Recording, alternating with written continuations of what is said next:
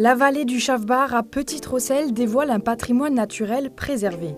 Nous avons suivi un groupe de randonneurs pour en savoir plus. Avec 10 000 entrées en Lorraine, Victoire et le secret des terres de Meuse confirme son succès régional. Une projection débat au Centre culturel Pierre Messmer a réuni le réalisateur et une actrice.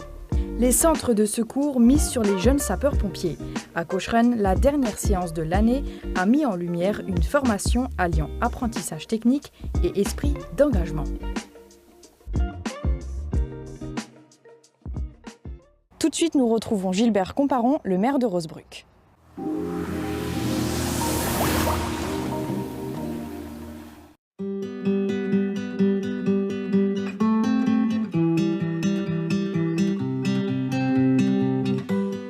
Je me trouve avec Gilbert Comparon, le maire de Rosebruck. Bonjour. Bonjour.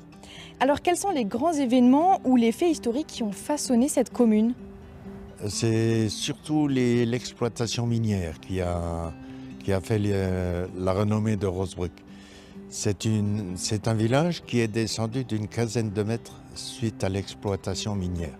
Alors bien entendu, ça a créé beaucoup de dégâts parmi les habitations, les logements, les maisons, tout ça. Il y a eu énormément de dégâts.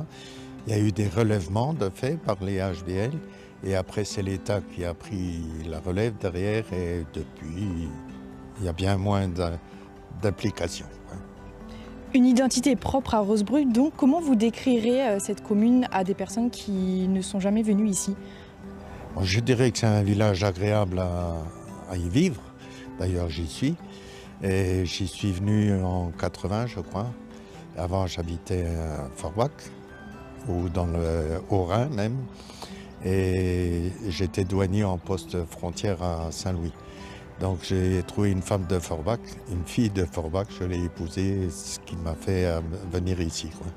Mais Rosebruck, c'est un petit village très agréable et il fait très bon y vivre. On a des grandes agglomérations de chaque côté, des grandes surfaces et tout ça, c'est très bien. Merci beaucoup Gilbert Comparon. On se retrouve tout à l'heure au centre multiculturel du Hambouch, juste après ce reportage.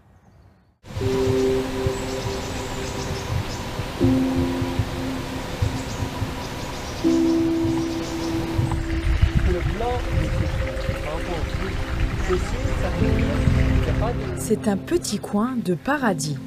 Sous le crépitement des feuilles et les eaux calmes du plan d'eau se cachent des trésors naturels. Vous connaissez? À l'oiseau? Ouais. Vous l'entendez, c'est fort, hein? À la lueur du soleil, ce groupe de randonneurs se ferait un chemin. Partons à la découverte de la vallée du Chavbar à Petite-Rosselle avec Unis pour la Terre, association qui favorise entre autres la protection de la nature en Moselle. On se promène souvent ici, j'avais jamais fait attention au fait qu'il y avait autant de fleurs, de feuilles, d'arbres différents. Il y en a plein que je connaissais pas du tout en fait. Autrefois pour les moutons, d'où le nom du ruisseau et de la vallée du Chavbar, désormais le lieu est un cadre propice à la détente, à la promenade ou à la pêche. D'un simple pas, il est possible de passer de la France à l'Allemagne. La vallée constitue un véritable trait d'union naturel entre les deux pays où la biodiversité ne connaît pas de frontières. Les fleurs de sureau, qui sont très connues, qui sont médicinales, qui sont utilisées pour soigner les maladies infectieuses avec fièvre. Au fil du parcours, les participants découvrent les plantes comestibles. Et les feuilles d'érable ont une saveur sucrée. Donc vous les mangez, vous avalez? Mais c'est une nourriture extraordinaire. Mais même les feuilles d'aubépine, en Angleterre, les Anglais, ils appellent ça le pain et le fromage. Les essences d'arbres et la richesse de cet écosystème. Donc vous voyez, c'est une forêt avec beaucoup de pins sylvestres. Donc ça s'appelle une forêt mixte. Il y a des feuillus et des résineux. Ce qui me surprend beaucoup jusqu'à présent, c'est surtout le fait que ces petites choses hyper fragiles arrivent à survivre dans un milieu aussi puissant que la forêt grâce à des mécanismes tout simples, des graines qui se font porter par la nature, par les animaux pour survivre dans la forêt. Moi, je trouve ça très intéressant. C'est vrai que c'est des choses vers lesquelles on se tourne plus trop ces dernières années. Au Chavbar, le courant emporte bien plus que l'eau. Il sème aussi quelques graines de conscience pour protéger ces espaces naturels.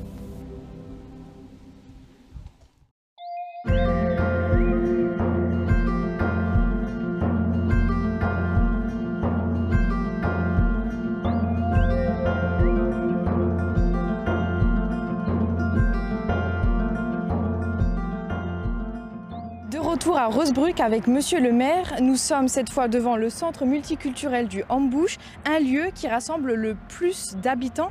Quel type de manifestations culturelles on trouve ici?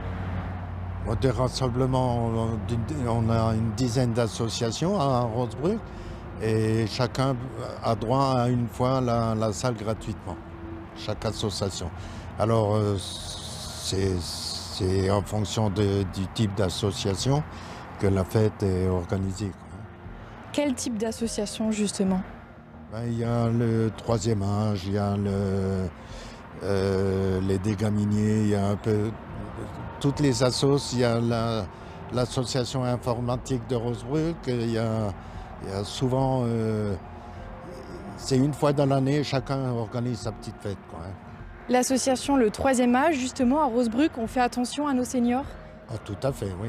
C'est tous les jeudis, sauf pendant la période d'été, juillet-août, où ils se donnent rendez-vous tous les jeudis après-midi pour se rassembler, faire un café-gâteau et discussions entre... C'est pas seulement limité aux seniors de Rosebrouck, c'est tout le monde, c'est tout le coin. Il y a des adhérents de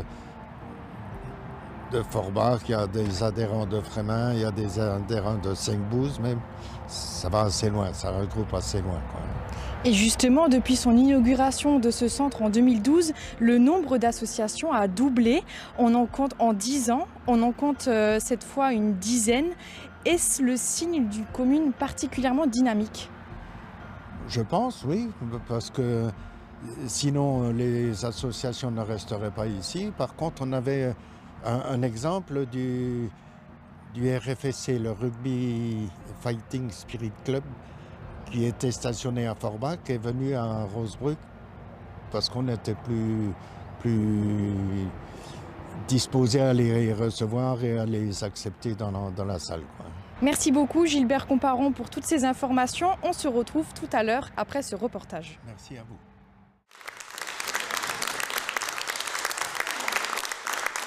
Sous les applaudissements d'un public conquis, Baptiste Kasproviz, réalisateur du film Victoire et le secret des terres de Meuse, et Antea Marquez, l'actrice principale, sont venus présenter leur film.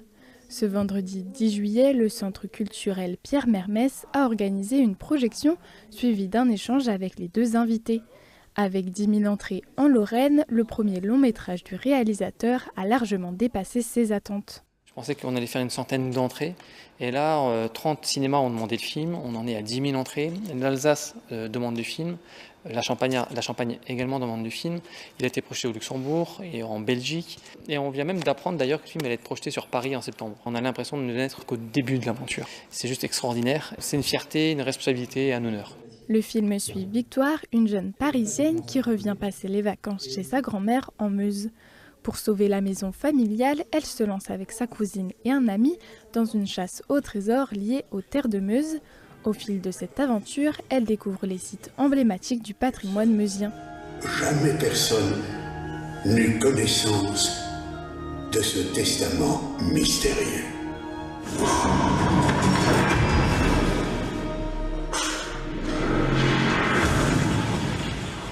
Victoire est interprétée par Antea Marquez qui décroche avec ce film son tout premier rôle principal au cinéma. Je suis hyper reconnaissante parce que c'est aussi, ça a été l'occasion pour moi de découvrir vraiment mon métier dans son ensemble. Alors j'ai déjà joué dans d'autres films ou dans des pièces de théâtre, mais c'est vrai que déjà au théâtre c'est vraiment différent. Et dans d'autres films, vu que c'était des rôles plutôt secondaires ou moins importants, disons que il n'y avait pas ce gros travail vraiment de fond pour créer un personnage et se l'approprier. Pour son premier long métrage, Baptiste Kasproviz a réalisé Victoire et le secret des terres de Meuse en seulement 21 jours de tournage, avec un budget de 60 000 € et la participation de 300 figurants. Son objectif, faire découvrir une légende lorraine liée au roi Lothaire, tout en mettant en valeur le patrimoine meusien. Ça a été un rythme très effrénant. Parce que, quoi qu'il arrive, on devait absolument avoir fini pour des questions de budget, des questions de réservation. On est quand même dans 5-6 monuments incroyables et on ne pouvait pas déborder. Et donc on avait un planning où, pour chaque scène, chaque plan que tu vois, les acteurs n'avaient que 3 prises possibles. Et quoi qu'il arrivait, on devait enchaîner. Et ça met une pression à toute l'équipe. Et je pense que c'est ça qui a permis à ce film d'avoir cette énergie du début à la fin. À travers l'aventure qu'a pu vivre Victoire, moi en tant qu'Antea, j'ai pu découvrir aussi et vivre l'aventure de découvrir la Meuse finalement, que je ne connaissais pas du tout et qui est vraiment très belle finalement. On ne se rend pas vraiment compte, mais ouais, la Meuse, c'est un beau département. L'aventure ne s'arrête pas là pour le réalisateur, le film continue d'être projeté dans de nouvelles salles. Baptiste Kasproviz travaille également sur un nouveau projet dans la même lignée avec Victoire comme personnage principal.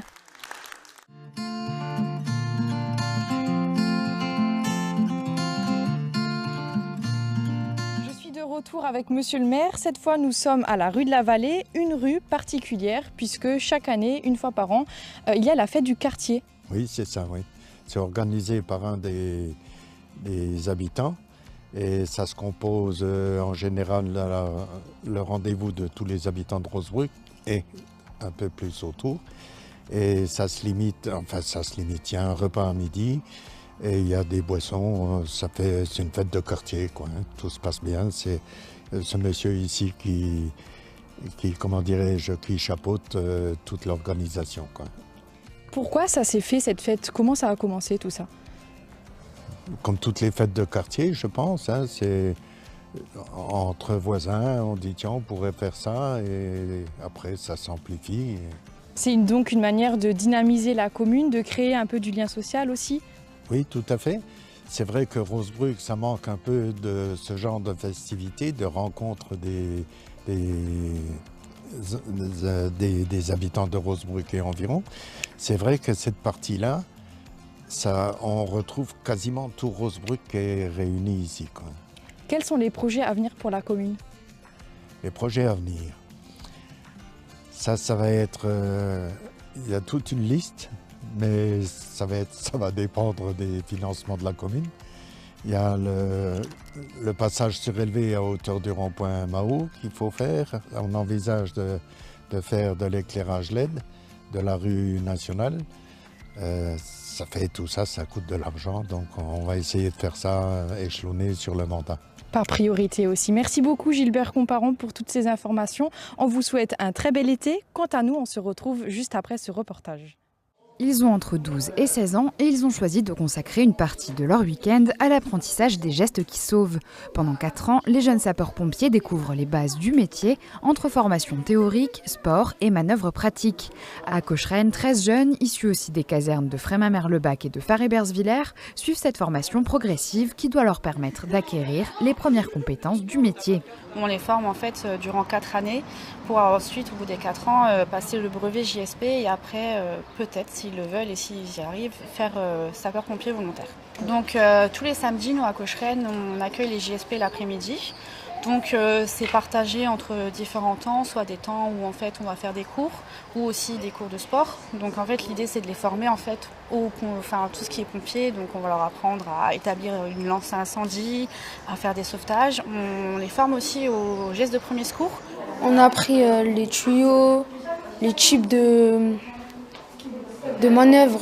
On a appris les grades de tous les pompiers, les tuyaux, les extincteurs, les échelles. Pour cette dernière séance avant les vacances, place tout de même à la pratique. Tenue enfilée, casque ajusté, les apprentis pompiers rejoignent ensuite leur terrain d'exercice. Au programme, l'établissement des lances-incendies, une manœuvre qui permet d'apprendre à déployer les tuyaux et mettre en place le matériel nécessaire lors d'une intervention. Le but, c'est d'aller mouiller. On mouille vers la rivière, on mouille pas les voitures, on mouille pas les bungalows, on mouille pas les arbres fruitiers, on mouillera de ce côté-là. Je vous donnerai la mission. Oui, mais c'est bien. Alors pourquoi je voulais faire GSP? Parce qu'en fait, il y a des gens de ma famille qui font. Il y a mes 2 sœurs et il y a mon père aussi. Mon père, et aussi parce que j'aimais bien. J'aimais bien quand je voyais les pompiers y aller faire des interventions et tout. Je me suis dit pourquoi eux et pourquoi pas moi? Parce que ça m'intéresse. Il y a de l'action. Pour avoir de la connaissance, pour apprendre les premiers secours, les premiers soins. Et parce que ça peut sauver des vies et que c'est très intéressant aussi. Mon père était JSP et pompier volontaire et ça m'a donné envie de faire et puis j'ai fait cadet de la sécurité aussi. L'année prochaine du coup on sera à Fare-Bersviller. Ouais. Et on sera en 2e année et on a hâte de voir ce qu'on va faire. Et là tu peux partir ranger, ouvrir un fond et hop c'est tout droit. Au-delà de la découverte du métier, ces jeunes représentent surtout une future relève pour les centres de secours.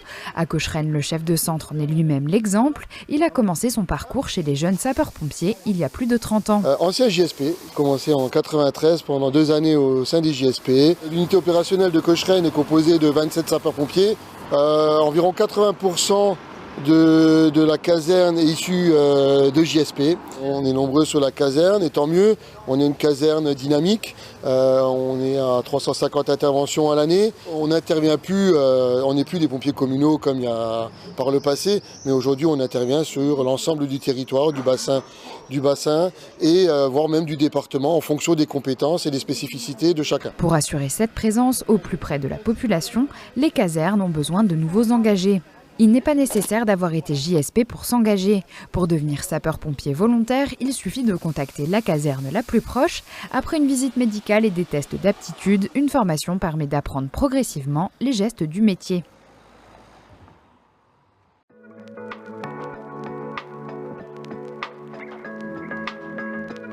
Et voilà, Quartier d'été, c'est fini pour aujourd'hui. Vous pouvez retrouver toutes nos actualités en replay sur notre site tv8.fr ou sur notre page Facebook, Instagram ou YouTube. Merci de nous avoir suivis. On vous souhaite un très bon week-end en Moselle-Est.